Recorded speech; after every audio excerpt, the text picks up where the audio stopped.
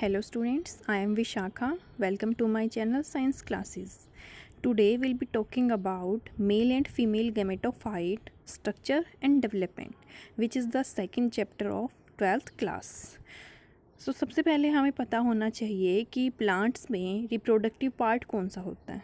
वैसे हमने last video में अच्छे से पढ़ लिया है, फिर भी मैंने इसमें एक स्लाइड डाल दी है। फ्लावर है रिप्रोडक्टिव पार्ट एंजियोस्पर्मिक प्लांट्स में। 4 मेन पार्ट्स होते हैं फ्लावर में, और जिस फ्लावर में चारों पार्ट्स होते हैं उस फ्लावर को हम बोलते हैं कंप्लीट फ्लावर। और जिस फ्लावर में कोई भी एक पार्ट एब्सेंट होगा तो उस फ्लावर को हम बोलेंगे कंप्लीट फ्लावर। सो फ्लावर में जो सेपल्स होती हैं, group of sepals form calyx, petals form Corolla, स्टेमन forms androecium and pistil form gynoecium. Androecium is male part and gynoecium is female reproductive part of plant. So in next slide we'll be talking about structure and development of male gametophyte, stamen and microsporangium. तो हमने जैसे कि last slide में पढ़ा और last lecture में भी पढ़ा था कि स्टेमन जो होती है वो होती है male reproductive organ in plants, जिसको हम बोलते हैं माइक्रोस्पोरोफिल। अब आपको ध्यान रखना है कि स्टेमन को हम बोलेंगे माइक्रोस्पोरोफिल। क्लियर? माइक्रोस्पोरोफिल बोलेंगे एंथर वाले पार्ट को, स्टेमन के एंथर वाले पार्ट को हम बोलेंगे माइक्रोस्पोरोफिल। क्लियर? और जो ये स्टेमन है वो 3 पार्ट्स में डिवाइड है, filament, connective and pollen sac. This is the connective, this is the filament and this is the anther. Clear? मैं दोबारा से ड्रॉ करके बताती हूँ आपको।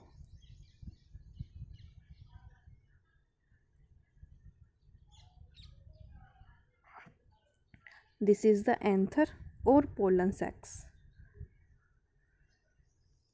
This is the filament and this is the connective. Clear?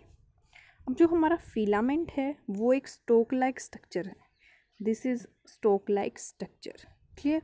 जो कि एंथर को बेस के साथ जोड़े रखती है। क्लियर? उसके बाद हम बात करने वाले हैं पोलन सैक के बारे में। जैसे मैं आपको एंथर ड्रॉ करके बताती हूँ। This is anther. ठीक है? ये एंथर बाइलोब्ड होता है, मीन्स इसकी 2 लोब्स प्रेजेंट होती हैं। बाइलोब्ड एंथर प्रेजेंट होता है और जो ये दोनों लोब्स हैं वो आपस में जॉइंट होती हैं कनेक्टिव टिश्यू से। क्लियर? जो दोनों लोब हैं वो किससे जॉइंट हैं? कनेक्टिव टिश्यू से। क्लियर? और ये जो दोनों लोब्स हैं वो फर्दर डिवाइड हैं पोलन सैक्स में और माइक्रोस्पोरेंजिया में। क्लियर है? ये जो लोब्स हैं अगर हम इनका टीएस कट करके देखें तो फर्दर डिवाइड हैं ये 4 पोलन सैक्स में, और उन पोलन सैक्स को हम बोलते हैं माइक्रोस्पोरेंजिया। क्लियर? और इन पोलन सैक्स जो ये हैं, पोलन सैक जो हमारे 4 चैम्बर हैं, इनमें क्या है, इनके चारों ओर इनके बीच में क्या प्रेजेंट होता है? Dense cytoplasm. ठीक है? वेरी कंडेंस फॉर्म में साइटोप्लाज्म प्रेजेंट होता है, और उन साइटोप्लाज्म की सेल्स को हम बोलते हैं आर्कीस्पोरियल सेल्स और आर्कीस्पोरिया। क्लियर? अब जो हम बात कर रहे हैं आर्कीस्पोरियल सेल्स और आर्कीस्पोरियम की, ये फर्दर डिवाइड है 2 टाइप्स ऑफ सेल्स में। First is primary parietal cell and primary sporogenous cell. 2 types की सेल हैं इसमें, प्राइमरी पैराइटल सेल और दूसरी primary sporogenous cells. Primary parietal cell जो है वो तो एंथर वॉल्स को डेवलप करती हैं, और प्राइमरी स्पोरोजिनस सेल जो है वो पोलन सैक की सेल्स होती हैं। ठीक है? अब जो ये बाई लोब्ड पोलन सैक मैंने बताया, 4 माइक्रोस्पोरेंजिया प्रेजेंट होते हैं इसके अंदर। क्लियर? और अगर हम एंथर को टीएस में कट करके देखें तो ये डिवाइड है एंथर वॉल्स और स्पोरोजिनस सेल्स। नेक्स्ट स्लाइड में हम इसके डायग्राम से समझेंगे कि एंथर का फिगर कैसा होता है। ठीक है, ये देखिए मैं जूम करती हूँ, ये है ये डिवाइड है एंथर वॉल और स्पोरोजिनस सेल्स में। एंथर वॉल में आती है हमारी upper layer epidermis. Epidermis is single layer structure which protect the anther. Clear, single layer है, सिंगल आउटर लेयर है जो कि एंथर को प्रोटेक्ट करती। उसके बाद आती है एंडोथीशियम। एपिडर्मिस के जस्ट बिलो जो हमें इलोंगेटेड शेल्स दिखाई दे रही हैं वो है सिंगल लेयर की हमारी एंडोथीशियम। अब एक प्रॉपर्टी सुनिएगा, एंडोथीशियम शेल्स जो हैं वो हाइग्रोस्कोपिक इन नेचर होती हैं। हाइग्रोस्कोपिक। अब हाइग्रोस्कोपिक मीन्स क्या होता है? हाइग्रोस्कोपिक मीन्स होता है डेफिशिएंसी ऑफ वाटर। जिन सेल्स में पानी की कमी होगी उन सेल्स को बोलते हैं हाइग्रोस्कोपिक सेल्स और हाइग्रोस्कोपिक इन नेचर। क्लियर। तो जैसे ही ड्राई वेदर आता है, ड्राई कंडीशन आता है, एंडोथीशियम सेल्स क्या होती हैं? पहले से ड्राई तो होती ही हैं, ड्राई कंडीशन में और ज़्यादा ड्राई हो जाती हैं। और ड्राई होने से क्या होता है, इनके अंदर स्ट्रेस क्या हो जाता है? स्ट्रेस प्रोड्यूस हो जाता है। स्ट्रेस प्रोड्यूस होने से क्या है, एंथर की जो वॉल्स हैं वो ब्रेक डाउन हो जाती हैं, उनमें क्रैकिंग आ जाती है, जिसकी वजह से पोलन ग्रेन्स का स्प्रेडिंग हो जाती है। क्लियर। उसके बाद हमारी थर्ड लेयर है middle layer. Clear. Middle layer जो है वो आपको दिख रही है कि एंडोथीशियम लेयर के बाद जो 2 और 3 लेयर्स हैं वो है हमारी मिडल लेयर की। क्लियर है। मिडल लेयर की जो शेल्स होती हैं बहुत ज़्यादा थिन वॉल्ड होती हैं। क्लियर। उसके बाद हम बात करते हैं टेप्टम की। टेप्टम प्रेजेंट होती है मिडल लेयर के नीचे और पोलन सेक्स के ऊपर। पोलन सेक्स के आउटर प्रेजेंट होती हैं और मिडल लेयर के बिलो प्रेजेंट होती है, वो होती है हमारी टेप्टम लेयर। क्लियर। अब हम कुछ आगे पढ़ने वाले हैं स्लाइड्स में। एक बात और बता दूं मैं आपको, देखिए ये है हमारा एंथर। क्लियर। एंथर है, ये बाइलोब्ड है, ये 2 लोब्स हमें दिखाई दे रही हैं। क्लियर। अब अगर हम एंथर को ट्रांसवर्स सेक्शन में कट करते हैं तो हमें 4 पोलन सेक्स दिखाई देंगे। क्लियर है। और ये आपस में जॉइंट है कनेक्टिव टिश्यूज। क्लियर। अब हमने डायग्राम की हेल्प से पढ़ लिया कि एंथर वॉल्स 4 टाइप की होती है, epidermis, endothecium, middle layer and tapetum. This is single layer, this is also single layer, hygroscopic in nature, dehiscence में हेल्प करती है। उसके बाद हमने बात की थी मिडल लेयर की, टेप्टम की बात हो चुकी है। अब एक मेन बात आती है टेप्टम में कि यूबिश बॉडीज प्रेजेंट होती है। ये यूबिश बॉडी क्या होती है? जो हमारी टेप्टम लेयर है वो क्या करती है, नरिशमेंट प्रोवाइड कराती है। किनको? पोलन ग्रेन्स को। जब उनकी फॉर्मेशन होना स्टार्ट होती है तब टेप्टम जो है उनको नरिशमेंट प्रोवाइड कराती है। और टेप्टम की जो शेल्स हैं वो फैटी इन नेचर होती हैं। ठीक है। उनके अंदर क्या है, फैट स्टोर होता है। फैट क्या होता है? हमारा स्टोर्ड फूड होता है जो कि हमें किसी चीज़ की फॉर्मेशन हो, ठीक है, तब उसको नरिशमेंट प्रोवाइड कराती है। अब हम आपको दिख रहा होगा यहाँ पे 2 नेम हैं, प्रोयूबिश बॉडीज़ एंड यूबिश बॉडीज़। ये क्या होती हैं? देखिए, जब एंथर यंग होता है, ठीक है, मैच्योरिटी से पहले जब एंथर यंग होता है तब टेप्टम के जो शेल्स हैं उनको हम बोलते हैं प्रोयूबिश बॉडीज़। ठीक है। जैसे जैसे एंथर मैच्योर होता है उसके साथ साथ क्या होती है, पोलन ग्रेन्स भी डेवलप होते हैं। पोलन ग्रेन्स की आउटर लेयर होती है एक्साइन, वो हम आगे की स्लाइड्स में बात करेंगे।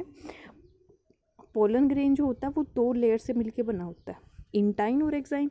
एक्साइन जो होती है वो क्या रिलीज़ करती है, स्पोरोपोलेनिन। जैसे जैसे एंथर मैच्योर होता है स्पोरोपोलेनिन की क्या होती है, सॉलिडिफिकेशन होती है। जैसे जैसे स्पोरोपोलेनिन की सॉलिडिफिकेशन होगी प्रो यूबिश बॉडी किस में कन्वर्ट हो जाएंगी, यूबिश बॉडी में। क्लियर है स्टूडेंट्स? ओके। उसके बाद हम बात करने वाले हैं स्पोरोजिनस सेल्स की। हमने प्राइमरी पैराइटल सेल्स के बारे में बात कर ली। प्राइमरी पैराइटल जो आर्केस्पोरियल सेल्स थी ना हमारी, वो 2 टाइप्स की थी, primary parietal cells and primary sporogenous sales. So anther wall जो है वो किन से मिलकर बनी है, प्राइमरी पैराइटल सेल्स से। और स्पोरोजिनस सेल्स कहाँ वर्क करती हैं हमारी, स्पोरोजिनस सेल्स में। अब इसमें है the group of cells covered by anther wall in pollen sac is called sporogenous cells. मैं आपको स्ट्रक्चर ड्रॉ करके बताती हूँ। ऐसे देखा हमने, हमारे पास 4 माइक्रोस्पोरेंजिया हैं, ठीक है।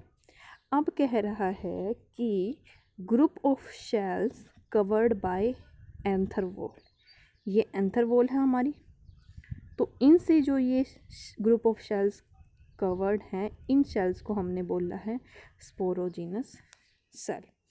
और ये सेल्स क्या प्रोड्यूस करती है, हमारी माइक्रोस्पोर मदर सेल। जो हमारी स्पोरोजिनस सेल्स हैं वो क्या प्रोड्यूस करती है, हमारी माइक्रोस्पोर मदर सेल्स।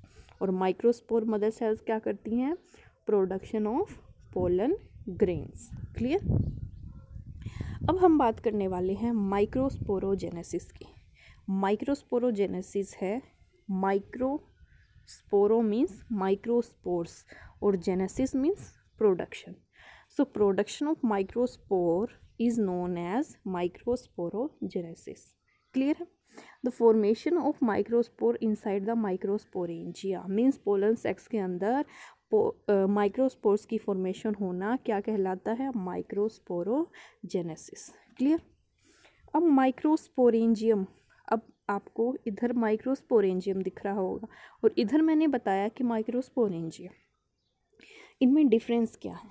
इनमें डिफरेंस है ओनली सिंगुलर और प्लूरल का।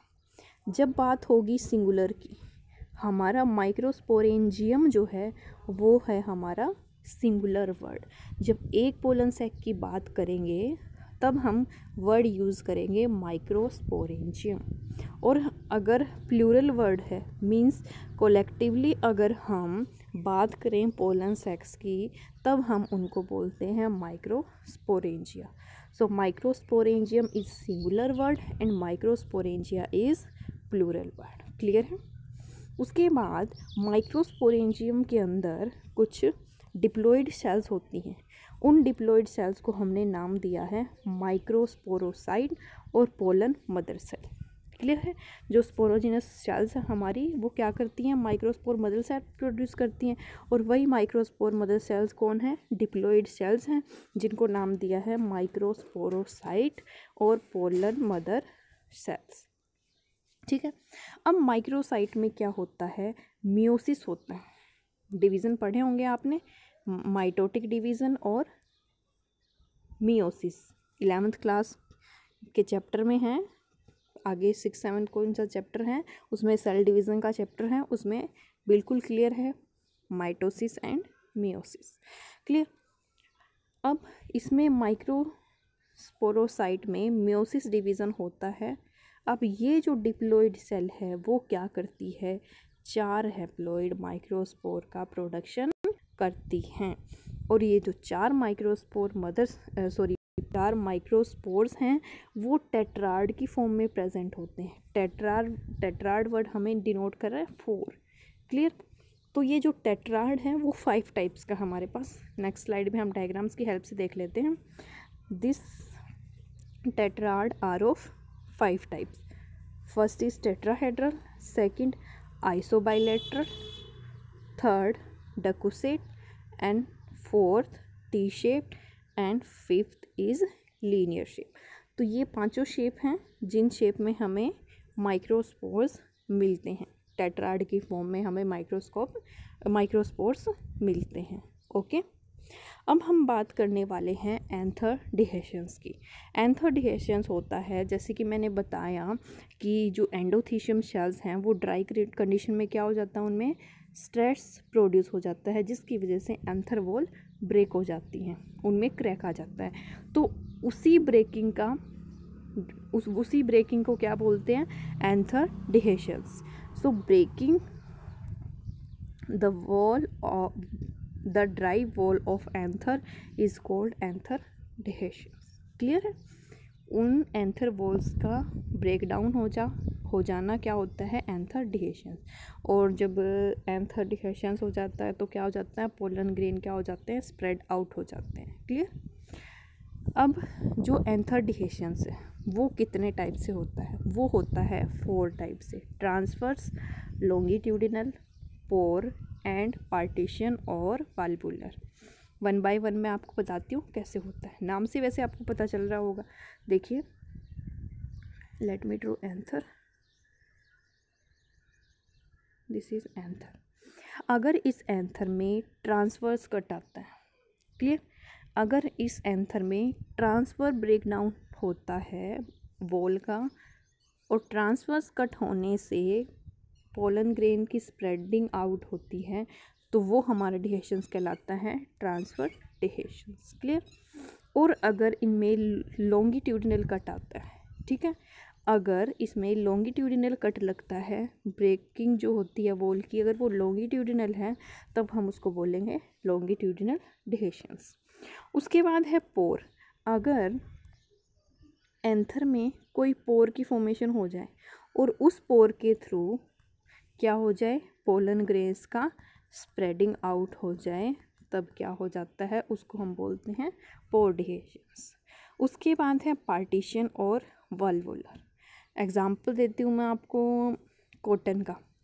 जैसे कॉटन में जो बड निकलता है, बड जब निकलता है तब वो क्लोज़ होता है, जब वो यंग होता है तब क्लोज़ होता है। जैसे जैसे उसकी शेल्स मैच्योर होना स्टार्ट हो जाती हैं तो क्या हो जाता है, वैसे फ्लावर के जैसे खुल जाता है ऐसे। यस, और इसमें क्या हो जाते हैं, ऐसे पार्टीशन बन जाते हैं, वाल्व्स के जैसे उसकी ऐसे वॉल्स खुल जाती हैं, और उस टाइप के डिहेशंस को क्या बोलते हैं, पार्टीशन और वाल्वुलर डिहेशन। क्लियर है? तो आज के लेक्चर में हम यहीं तक बात करेंगे, बाकी जो रिमेनिंग पार्ट है वो हम नेक्स्ट वीडियो में बात करेंगे। तब तक आप इस वीडियो को देखिए, समझिए, नोट्स बनाइए। Okay students, thank you so much.